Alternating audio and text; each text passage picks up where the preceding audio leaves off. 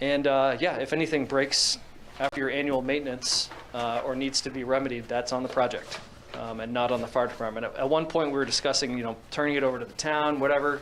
Just became too complicated, so we said, why don't we just take it on? We'll take on the risk, make it easy. And now it's basically treated like any other cistern in town that you have on the long list of maybe like a dozen or so, 15 cisterns. This one is just added to that list for the annual maintenance. Okay. And I think the idea is that this is a cistern that's dedicated as a resource for the project. Certainly, if you wanted to drive up the road and draw from it in an emergency, you know, great. But the idea was that this is dedicated for this project. I think, yeah, Jim. We had one, I know John's here, but I know from the site walk and from the previous meeting, one of the other questions we had is the noise from the trackers. Sure. And I hoped you guys would have an answer for us on that. I do. Okay. Yeah, so the trackers are, well, so the site law application talks about this, right? So DEP cares about this. So we already know that the transformer produces 63 decibels at 10 meters. Okay, and so the tracker motors themselves will be 63 decibels at 1 meter.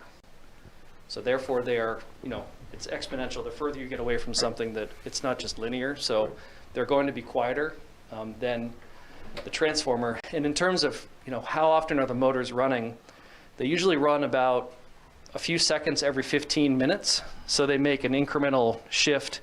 They wait 15 minutes, then they make another incremental shift. They all work at the same time. They're not, it's not like kind of a wave effect. So all the trackers are designed to work together.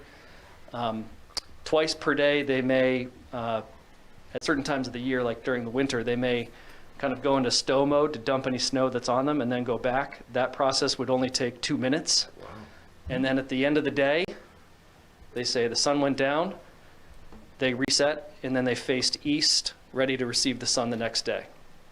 So I did the math, and I think it's about 15 minutes total of operation when you add up all those little every 15-minute increments and the stow mode. So it's really not running that much. And again, the transformer is louder, and already we've shown that that doesn't have any impact to sound to abutting properties. The sound for the motors is the sum of all the motors, right? It's not each individual one. That's correct. Can I ask, maybe you can help me understand, 63 decibels, I have no idea how loud. Sure, that's probably about equivalent to a pad-mounted residential air conditioner outside your house. That kind of a sound, or maybe a couple heat pumps that are exterior mounted when they're, you know, running pretty loud with fans. Yeah. Like sure. Normal conversation in a room is between 60 and 70 decibels. Yeah. So, well, depending on your sound system, I guess. But, you know, normal conversation is about when speaking, please keep a close proximity. Right on cue. Sorry. So normal conversation is between 60 and 70 decibels if you're sort of talking close to somebody. So it's a pretty low level of sound. It's not like a lawnmower. It's not like traffic.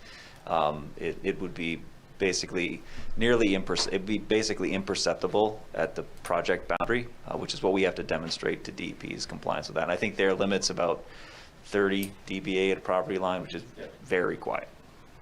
33 dBA? 63. It's the, the limit. Oh, yes, yes, yeah. Let me make sure. Yeah. I would guess that there are maybe like 10 motors on a project of this size. We're not quite to that design yet, but it's not like there are hundreds, you know, one for each row. They oftentimes will share the responsibility through like a drive shaft to move a bunch of different racks at the same time.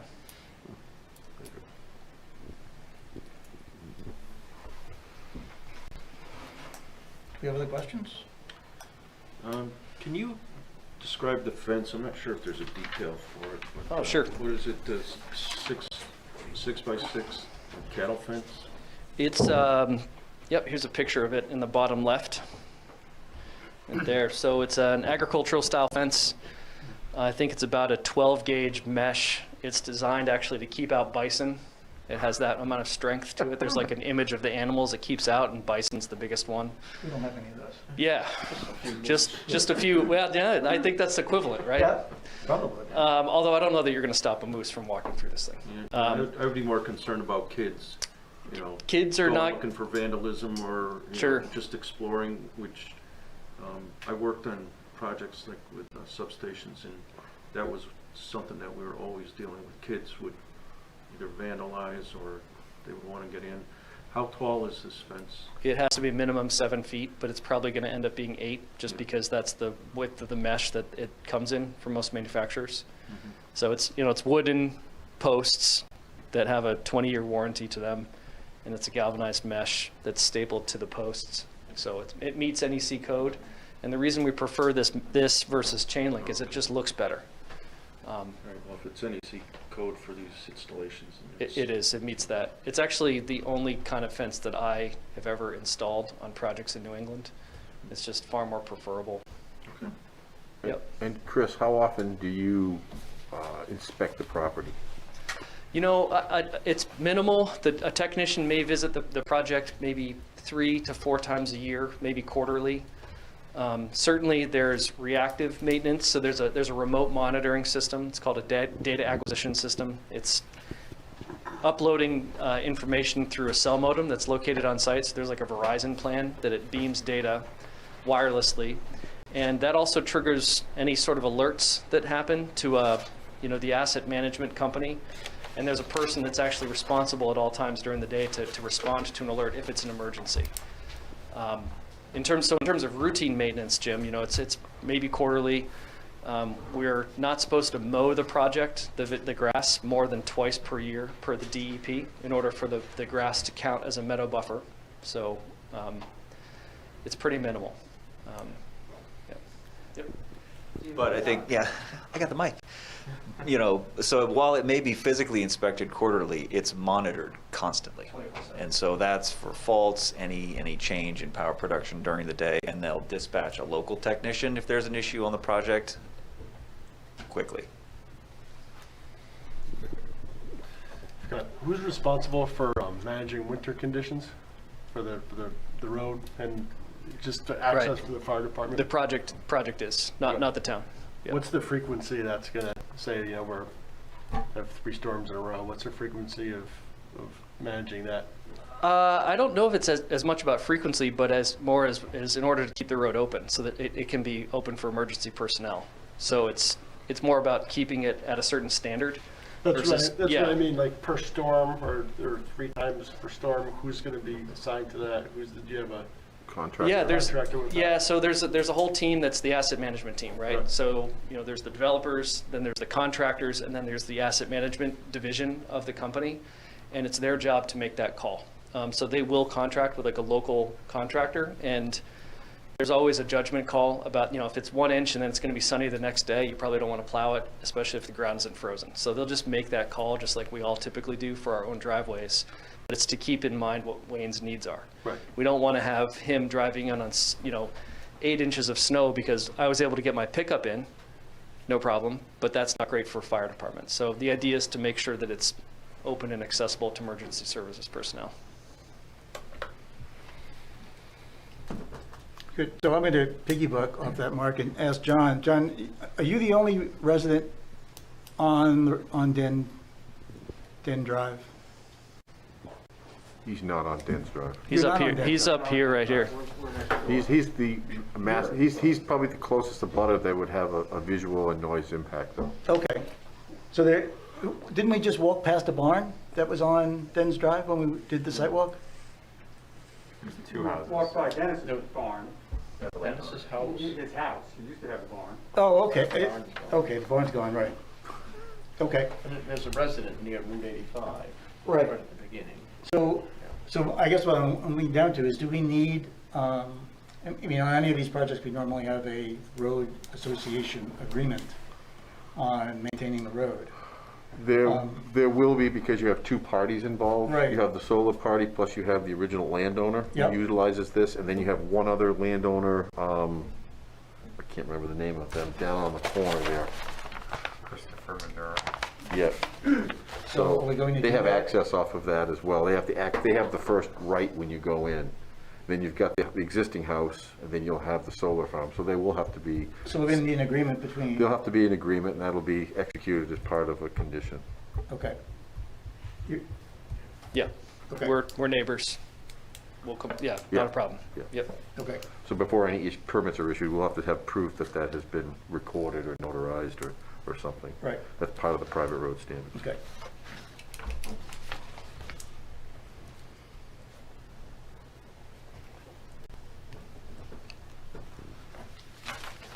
Okay. What else? What other, let's go through,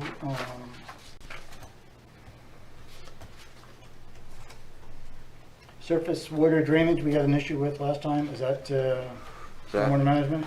That, they did supply us with the computations. DEP is reviewing that as part of the site location, and we're deferring to the DEP because it will have a, I believe, a phosphorus standard involved. But again, the only thing that the DEP and that we are concerned with is really the runoff from the access road, because everything else is vegetated. Right. So I have less concern than I would with normal stormwater permit, and they've provided details of how that's going to be handled through buffers, and I really don't have any issues with it, but we have to make it a condition subject to the DEP approval. Yeah. Okay. But again, that's the only thing the DEP is looking at, other than noise on this particular thing, because I won't say it's an expedited review, but the DEP process is much more streamlined for these applications than they are for other developments. It'll really be down to stormwater, since there's no regulated natural resource impact on this, and in terms of noise and visual impact, obviously we've submitted materials that show full compliance with the standards under site law. So it's really a stormwater exercise, which based on Steve Blake's work, we shouldn't have an issue complying with Chapter 500.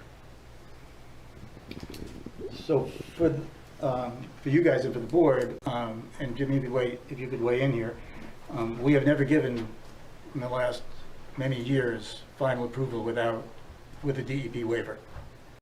I mean, I can see this is a little bit of a different situation, but it is, in fact, we would be deviating from what we have done. I would just be concerned with, unless we can somehow sector it out, we would be setting the precedence that we're going to start accepting the applications for final approval without DEP. Yeah, and they have, provided us deep sets of computations and everything. Yeah, I mean, I don't have any problem with what they, with that it's almost guaranteed DEP. I just have a problem, well, not so much a problem, but I just have a concern that that's different from how we've done everything else. Can I ask, as a board, if we do that, are we obligated to continue doing that? No, I don't see why we are. And that's why I would like to, if we could somehow define it very narrowly as to why we are moving forward with it. It would be beneficial than just saying DEP, the stormwater is going to be a condition of approval. Well, We would be, I guess we're even maybe looking for a higher bar than that. While stormwater may be DEP's, what they're going to focus on, we filed I don't know, maybe 12 of these in the last couple of years, these site law applications. We would be comfortable with language that would say approval, your approval is contingent upon the SLOTA application approval, the entire application, not just stormwater review by DEP. and we would have that anyway, because we have a standard in our site plan ordinance that we have to procure all state, federal permits anyway. So whether it be a wetland or anything like that, we'd have to have proof that it didn't alter the design. Right. But from a stormwater perspective, I've seen it, I've seen the update too. I mean, I'm comfortable with the stormwater as they presented it. It meets they followed a DEP standard essentially. And even though the DEP hasn't approved it, we have evidence that, So how would that be different from any other project that's looking for approval with the DEP? It doesn't. I mean, that's just because we do have that standard in there Right. that you have to procure all federal, state, and blah, blah, blah. But I know there have been cases where we have done that, subject to DEP, but, you know, we always, and it could be, you could make it subject to DEP approval upon there being no substantial changes to the design. Which is what we used to do until we Right. changed. Right. So it's up to you. I mean, typically, I would like to see, and I don't know how close you are to getting that in writing, or at least, typically, we'd like to see some kind of communication, at least from the DP, that they're on their way. We haven't filed it yet, so what we have done though is consulted with DEP and gotten their buy-in that they also see this as a low impact and a low risk project. Probably more changes came out of the site plan just with the town than what the DEP would ask of us. Yeah. And that's not the issue. Sure. You know- Maybe a little bit of color on some of what's driving this kind of atypical process would help the board kind of grasp why we're here, kind of out of the typical sequence. So typically what we like to do is we like to go to the state, file the site law application, come to the municipality, get that permitting process underway. When the site law permit is granted, we're here for final approval and everything works very smoothly. So the Public Utilities Commission has changed sort of the standards as how a lot of these projects are reviewed, and they're requiring a municipal approval first. So the Maine PUC has kind of flipped process on us for solar, and so part of the problem we're facing here is getting through the municipal process in a way that we're not used to, neither are towns. And so I think, you know, typically we'd take the approach where we would move forward just as you described, because that's just kind of how we do business as consultants and how planning boards do business as a regulatory body. But the Maine Public Utilities Commission has sort of stepped into regulation a little bit and made it complicated for municipalities, for developers, as well as the DEP. And so that's one of the reasons why we're having to approach this a little bit differently, because I guess they've changed the framework or the process on us and everybody else. And so that's one of the reasons why this is being faced by a lot of towns. Does the Utilities Commission hold off on or stop the SLOTA application until they see the local approval? No, it's even worse. it's really complicated because they don't actually have regulatory authority over the build of the project. It's part of injecting the power, so they're regulating how you get into sort of, we probably don't have time to dive too deep into this, so I hesitate to say that we understand where you're coming from and we would prefer to do it that way as well, but the Utilities Commission has sort of changed how you qualify projects. It's forcing us to take a different approach, specifically with solar projects. That, Okay. And it's. Well, that helps. Yeah, That helps a lot. And so totally understand where you're coming from, but for solar projects specifically, there's a new regulatory framework in place that kind of changes what we would traditionally take as a standard approach. Okay. Thanks, Chris.